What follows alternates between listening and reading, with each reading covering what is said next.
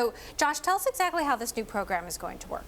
So Amazon is pitching this as one of the largest workforce investments of this kind that any company has made. They say it will help people who are in jobs like warehouse jobs get into better, more appealing jobs.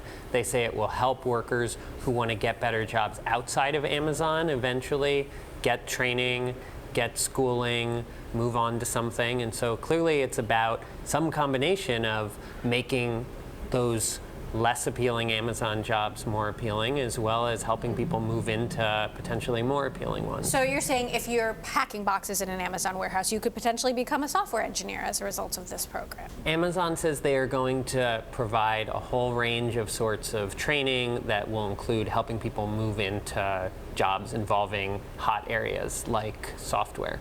Brad, I assume it's no coincidence that this is happening at a time when Amazon has been under fire for how it treats its warehouse workers. Well, Amazon has been under fire for that for a long time. I mean, I think like last year's $15 an hour wage increase, there's a practical reason for this and then a kind of preventative reason. The practical reason is it's a highly competitive market right now for workers.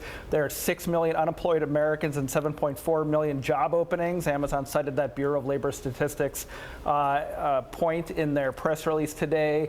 They're competing with Walmarts and everyone else. That's the practical reason, right? It sweetens the pot for new workers. The preventative reason is that Amazon's under fire today, but one day when it's the largest employer in the country, you know, hypothetically, Walmart's about double right now, think about how much fire it will be under. And for that day, they want to make sure that they're not just seen as a kind of authoritarian, ruthless employer. Well, and as you said, this is not a new issue, but then why now? Why is Amazon suddenly caring? Well, I mean, I think it's that they're beginning to get a lot of pressure from politicians, scrutiny from D.C. and in Europe. It's Bernie Sanders today, but tomorrow it could be kind of both ends of the political spectrum. And it's their growth. I mean, they're growing, 20% top line per year. They're about probably 1 million employees around the world if you count those temporary workers. Walmart, again, about 2 million. But you can see a day when Amazon becomes the largest employer in the world. And when that happens, the pressure will be heavy. Josh, talk to us about the broader labor trends we're seeing here. On the one hand, we talk a lot about the lack of workers to fill technical roles, skilled technical roles. But on the other hand, there's been this explosion of warehouse jobs, given what Amazon, you mentioned Walmart, are doing. Also a decline in sort of traditional retail jobs. What are the sort of dynamics happening at the ground level that, has led Amazon to do this? Well, you have, by some measures, the tightest labor market in half a century. You have companies complaining that they say there's a shortage of the types of workers that they want. And of course, some management and economics experts would respond, well, are you offering enough money? Well, exactly. What are these workers that they want to accept, $8 an hour? What kind of workers do they want? But also when we talk about whether there are shortages, part of the question management experts would point out is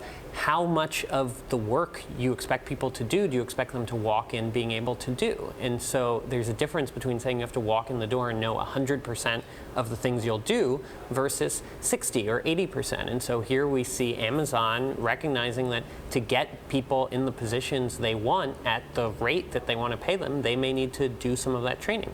The other thing going on, of course, is you see waves of worker activism at places like Walmart, like McDonald's, like Uber. We reported that there's going to be a strike on Prime Day at a warehouse in Minnesota, and that's a place where it's become an epicenter of activism among Amazon warehouse workers, and that is not unrelated to the political scrutiny on the company and the labor market conditions. And, as you mentioned, you've done a lot of reporting on the experiences of these workers, this Prime Day strike coming up.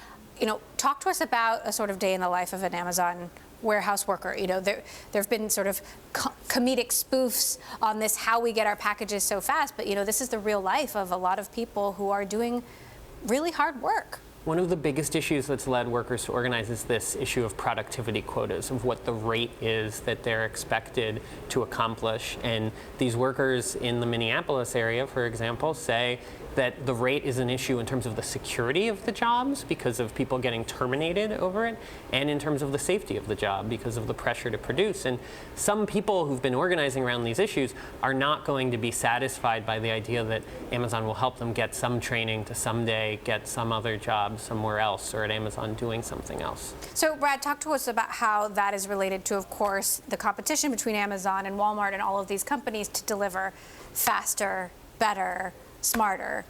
I mean, one-day delivery. That's right. Yeah, as bad as conditions are now in an Amazon fulfillment center, they're likely only to get tougher. And we talk about, safety and workers having to walk around. Amazon's been addressing a lot of that, and then there are kind of repercussions for that. For the life of an Amazon worker these days, it's often standing still, having robots come to them. Immensely repetitious work that almost makes the workers resemble robots, right? They're just doing things over and over.